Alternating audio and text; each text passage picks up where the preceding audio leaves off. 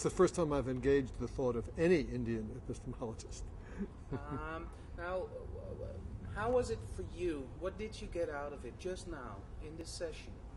I think rather than getting answers to questions, it was interesting for me to see that many of the questions that were brought up in the Indian tradition are the same as ones that people worry about today, in fact, that I worry about today. The most interesting one was the dispute between Dhammakirti and the Nyaya school about whether experience intrinsically involves awareness of it.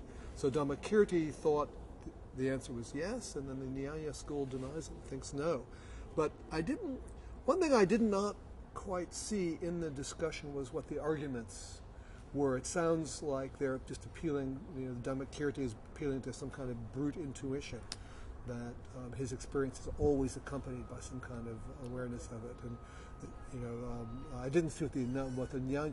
Well, there was one argument that Phillips presented, which was he said that sometimes we're so absorbed in something that we're experiencing that we don't have awareness of our experience. And that sounded right to me. So I'm on the Nyaya side against Dhammakirti.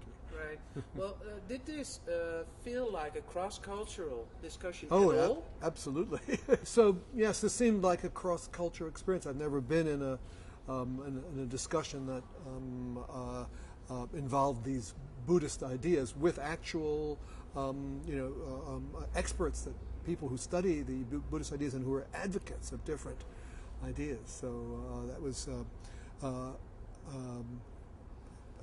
but it was cheering to see that in many cases the ideas that they talked about were, and the arguments between them were similar to ones that I have thought about myself, and I come from a completely different, European tradition.